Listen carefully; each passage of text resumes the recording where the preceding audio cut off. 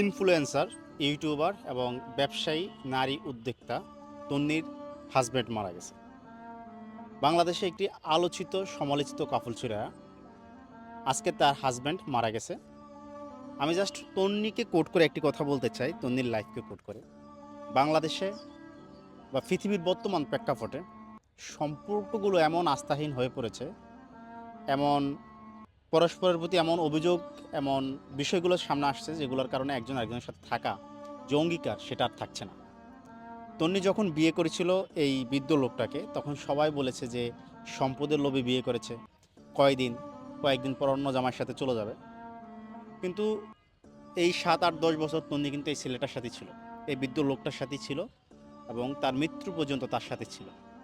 তার হাজব্যান্ড যখন অসুস্থ হয় তখনও কিন্তু তন্নি তার হাজব্যান্ডকে থাইল্যান্ডে চিকিৎসা করার জন্য নিয়ে যায়। এখানে একটা জিনিস হচ্ছে, মানুষ কিন্তু প্রথম সম্পর্কে যখন প্রতারিত হয়, তখন মানুষ দ্বিতীয় সম্পর্কে অনেক স্যাক্রিফাইস করতে শিখে যায়, অনেক না পাওয়াকে মেনে নেয়, অনেক ব্যর্থতাকে আগলে রাখে, কোনো অভিযোগ থাকে না। এত সমালোচনা, এত কিছুর পরেও তন্নি কিন্তু তার হাজব্যান্ডকে ছাড়ে না।